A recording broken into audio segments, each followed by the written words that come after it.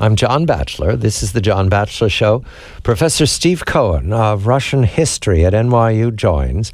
There is news tonight from many different directions on the Crimean referendum, on the speech by Vladimir Putin today before the Russian parliament and the Russian people, and also on the sanctions regime announced by the President of the United States in these last hours and the pending sanctions regime going forward. Steve, a very good evening to you. I begin with the reporting from Europe.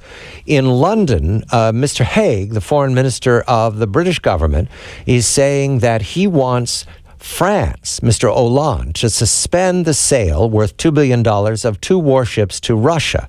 In Paris, the answer to Mr. Hague is that France wants London to give up on the banking advantages and the real estate sales it has with Russian oligarchs. In Berlin, the Germans are hesitant to talk harshly against the Russians, perhaps because they're the third largest trading partner with Russia after China and the Netherlands, and also because they're the largest importers of natural gas. That sets the sanctions announced by the president as the beginning, and it can get worse, into a mixed picture.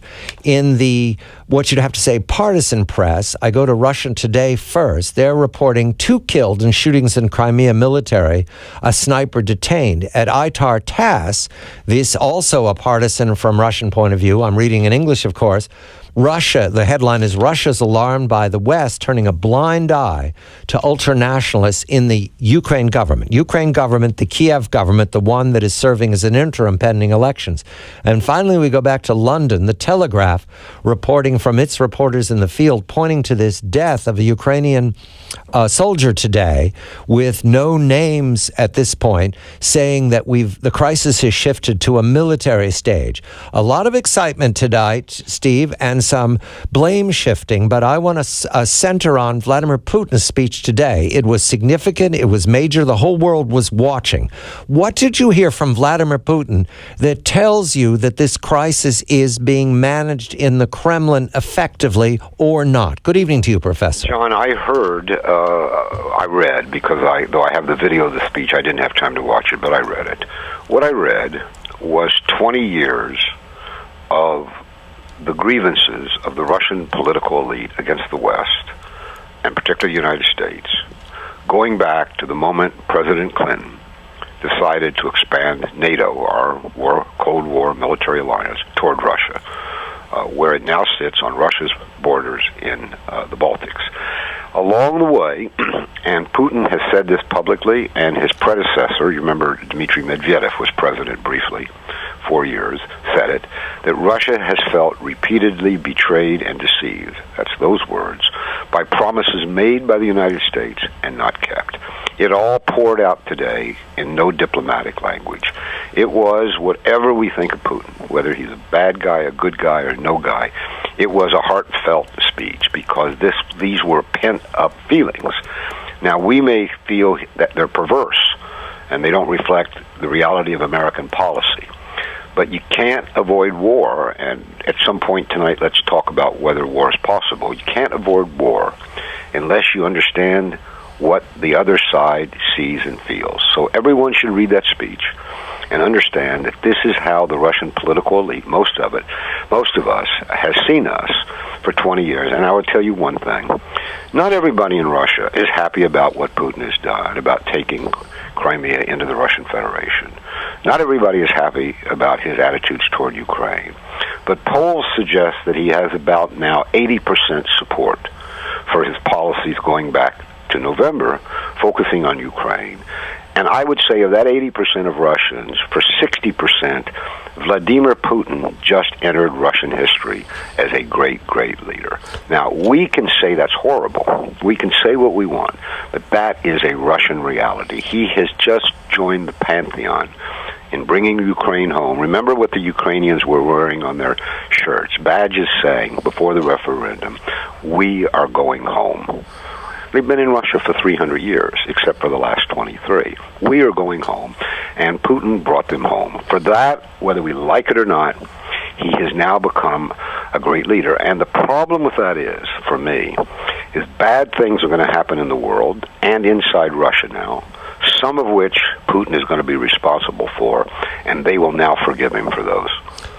The right way, the wrong way, the Russian way is the proverb that always comes to mind. Steve, for some time, you have very carefully advanced the fact that Vladimir Putin very carefully leads the Russian people and needs their support. I remember 14 years ago when there was protests of the pensioners. You recall that, Steve, and we spoke about that being a genuine threat to that was his first administration back in the early 2000s.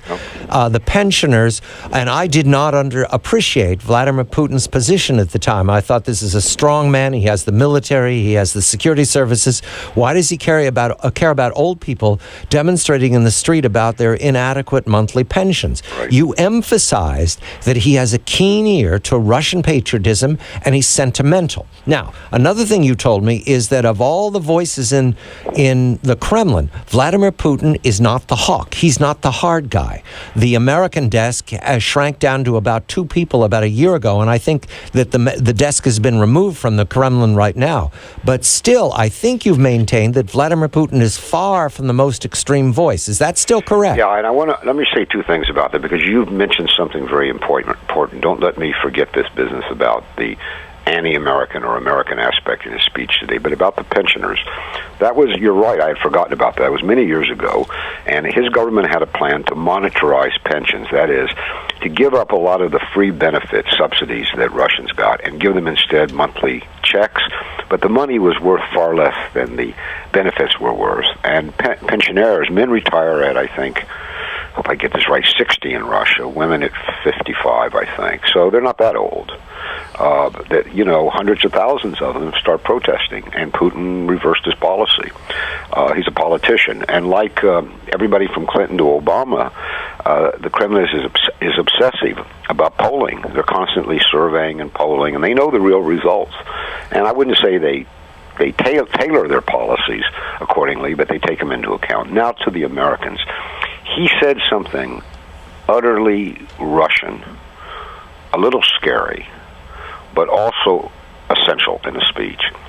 He said, we regard these sanctions that they're bringing against us as a form of aggression, and they're not going to deter us from doing our duty. But they also think they can arouse opposition against us in Russia. They think, and I'm paraphrasing him, they meaning mainly the White House, I think now, that they have a 5th column in Russia. Now, you know the expression 5th column. Right. Goes back probably to the 30s or sometime. When... Wreckers. Sorry? Wreckers. That's what Stalin called them. Wreckers. Enemy agents, basically. Right. Posing as loyal citizens in your own country. It's called a 5th column. They think there's a 5th column, a pro-American 5th column in Russia. We will see, he said. We will see. There's been a lot of talk in Russia for the last 2 or 3 years that the pro-American sort of liberal lobby in Russia is more pro-American than it is pro-Russian. And that's one reason why it doesn't do well in elections and in polls. But Putin is now calling these people out. And the point here is this Crimean event is going to transform the political landscape inside Russia. There's going to be less room for dissent. There's going to be less room for kind of advocacy of pro-American, pro-Western policies. And this is the new reality. I wish there wasn't evidence for that kind of 5th column work in Kiev, but there is. We know that Victoria Nuland made that phone call to the ambassador naming Yatsenyuk the present interim prime minister 2 weeks before he became interim prime minister. Right. That's enough evidence to say that this isn't just in Putin's imagination. When we come back, we're going to turn to Putin's speech. The section that you want to look at is near the close. Our Western partners, led by the United States of America, said the president of Russia, prefer not to be guided by international law in their practical policies, but by the rule of the gun. Steve Cohen is professor of Russian history at New York University. Vladimir Putin, the rule of the gun. That is not appeasing language. I'm John Batchelor.